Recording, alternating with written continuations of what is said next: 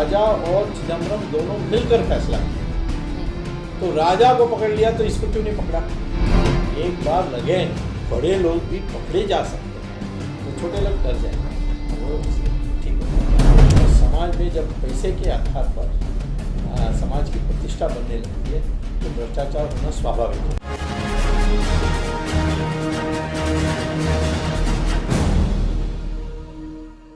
नमस्कार, मैं हूं रानी रूहल और मुलाकात के आज के इस एपिसोड में मैं आप सभी का स्वागत करती हूं।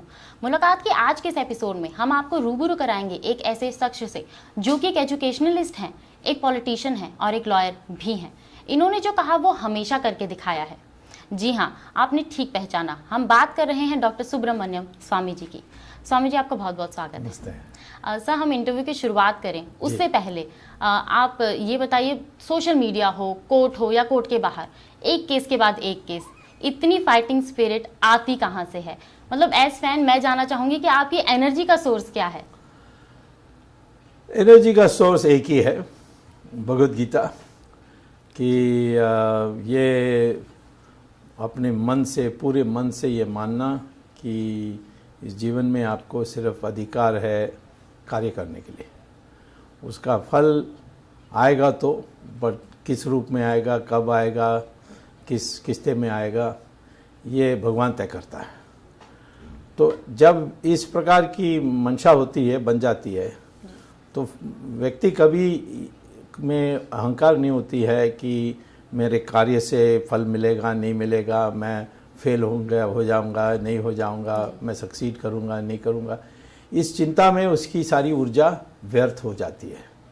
तो यदि ये मन सब में आ जाए कि हमें अधिकार सिर्फ कार्य करने के लिए, वो भी अच्छा कार्य करेंगे तो अच्छा कर्म बनेगा, तो फिर मैं तो आप खुद अनुभव करेंगे कि ऊर्जा ऑटोमेटिकली आ जाएगी।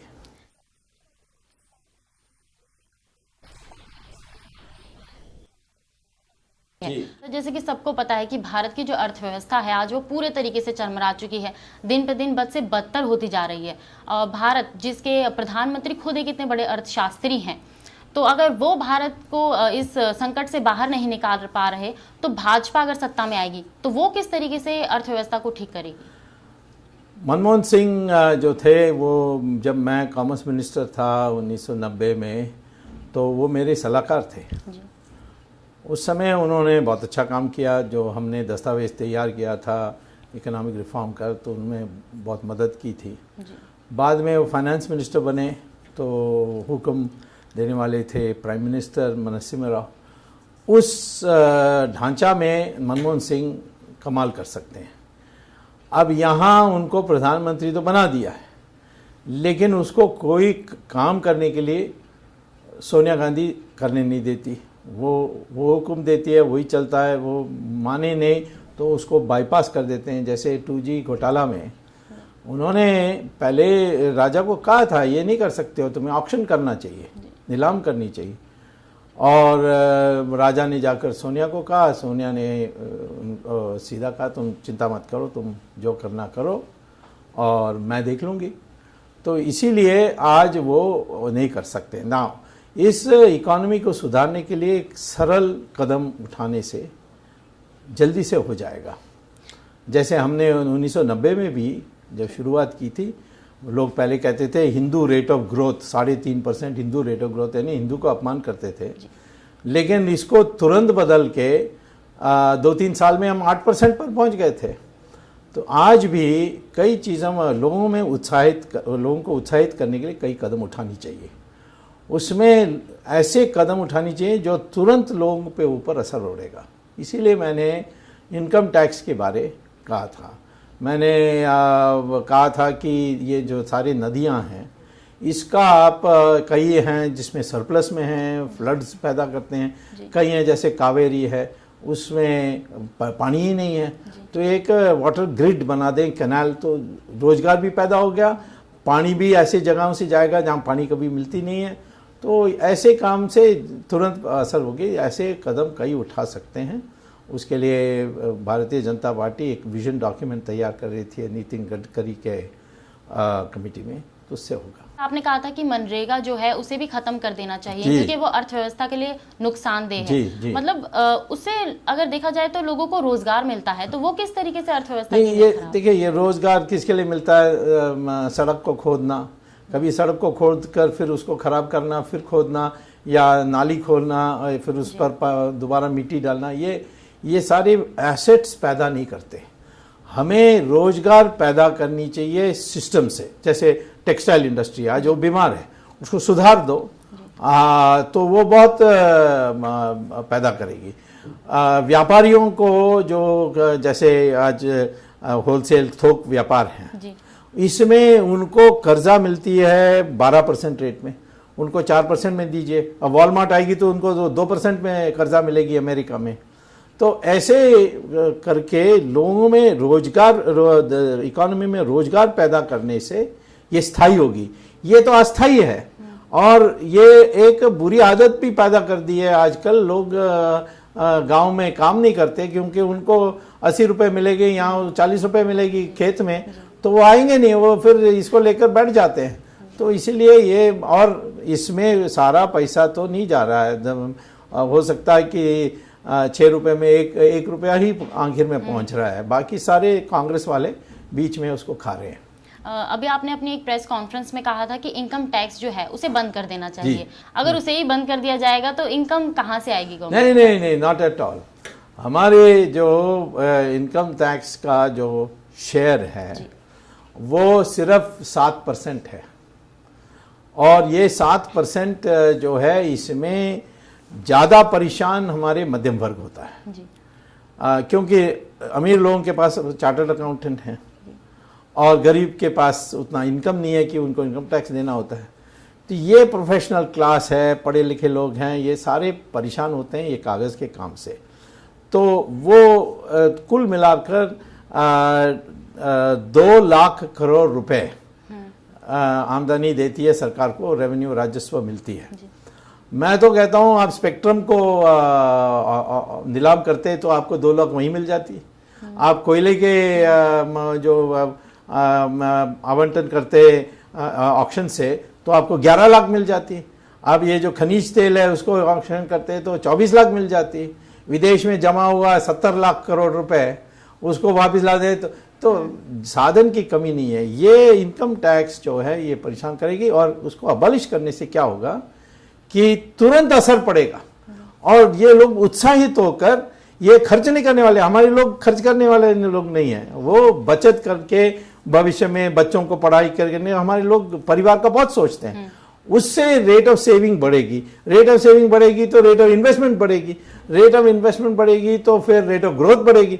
Rate of growth indirect tax से आपको जितना आप इनकम टैक्स में खोएंगे उससे ज्यादा मिल जाएगी। आप हमेशा से ही भ्रष्टाचार के खिलाफ आवाज उठाते रहे हैं। आप 2G घोटाले को भी आप दुनिया के सामने लेकर आए थे।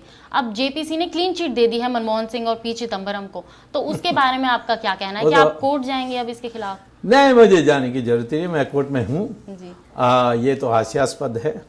देखिए, चिदम्बरम के सवाल पर ये अब मैंने सिद्ध कर दिया है ट्रायल कोर्ट में कि राजा ने अकेला फैसला नहीं किया। राजा ने जो रिकॉर्ड्स हैं, जो मिनट्स हैं, राजा और चिदम्बरम दोनों मिलकर फैसला किए। तो राजा को पकड़ लिया तो इसको क्यों नहीं पकड़ा?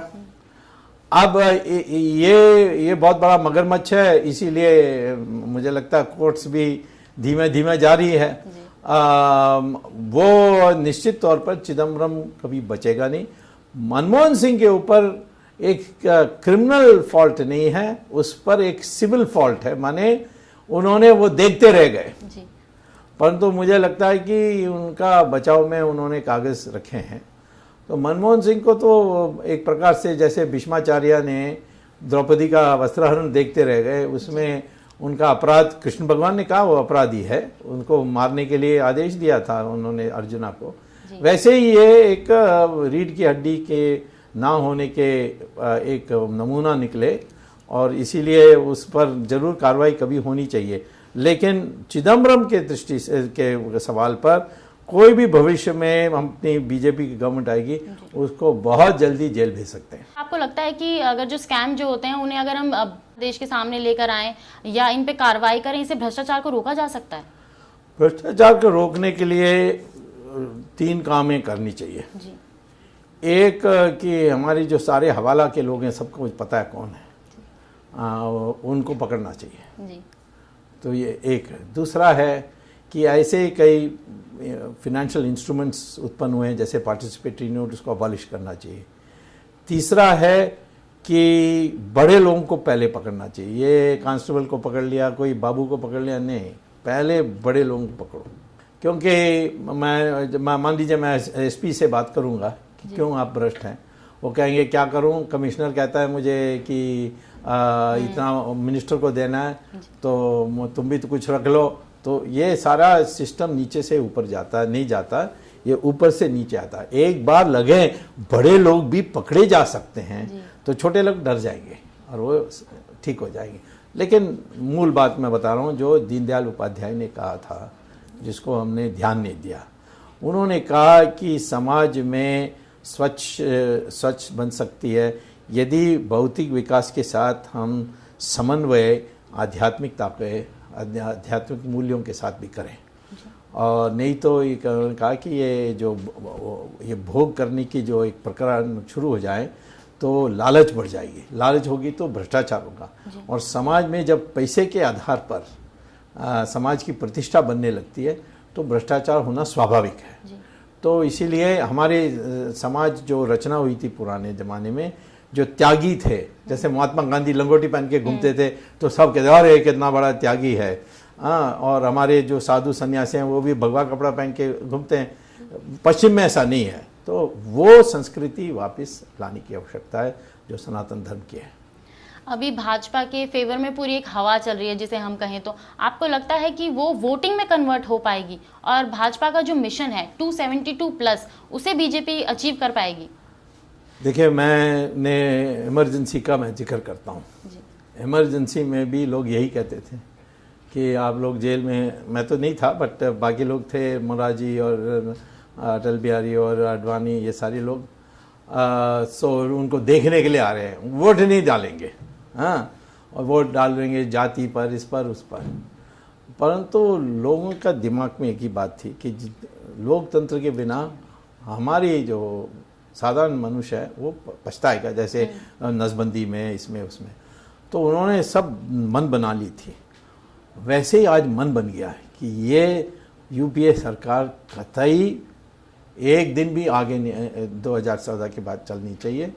तो मुझे तो लगता है कि 300 सीट से भी ज़्यादा बीजेपी को मिलेगी। जैसे आम जनता का बेसिकली मानना होता है कि अब चुनाव नजदीक हैं, हाँ। तो सभी पॉलिटिशियन या पार्टी या नेता हाँ। आम जनता के पास जाते हैं, उन्हें हाँ। प्रॉमिसेस करते हैं कि हम ये करेंगे, हम आपको ये दिलाएंगे, लेकिन जैसे ही चुनाव खत्म हो जाते हैं वो ये सब भूल जाते हैं। तो उसके बारे में आपका क्या? नहीं, वो है, वो बीमारी है, परंतु इस बार लोग वो नहीं देख रहे हैं। वो देख रहे हैं कि इनको जाना चाहिए। अभी जो राहुल गांधी का अमेठी में हाल हुआ, जो अखबार में नहीं छप रहा है, सोनिया गांधी का जो हाल हुआ वो नहीं छप रहा है। सोनिया गांधी तो अब खुद चुनाव नहीं लड़ने के लिए सोच रही है। तो ये तो जमीन में, और जो नरेंद्र मोदी की जो आम सभाएं हो रही हैं, वो त्रिची में तमिलनाडु में हो या यहाँ हरियाणा में हो या दिल्ली में हो, कहीं भी इतनी बड़ी भीड़ आती है और सब अपने आप आते हैं। इस भीड़ को कोई मोटर गाड़ी से नहीं ला सकते। तो इससे स्वाभाविक संकेत है, हमें अब उत्साह के साथ, एक सेल्फ कॉन्फिडेंस के साथ आगे बढ़ के बूथ में अपनी अच्छी कमेटी बनानी चाहिए, अच्छे कैंडिडेट्स देनी चाहिए और एक नया संस्कृति जरूर विश्वास दिलाना चाहिए। लोग विश्वास कर लेंगे कि हम आगे जो गलती पिछले बार की आगे नहीं करेंगे। आम जनता को, कोई भारत की जनता को आप मैसेज देना चाहेंगे? जी, मैं तो कहूँगा कि ये महाभारत है और आप सही जगह में रहिए और इस बार बाहर निकल के वोट डालिए।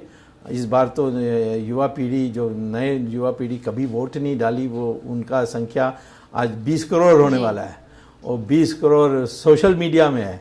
वो तो सोशल मीडिया तो पूरा बिल्कुल अपने फेवर में है। तो जीत निश्चित है, इसको खो ना बैठे, इसके लिए हम मेहनत करनी चाहिए।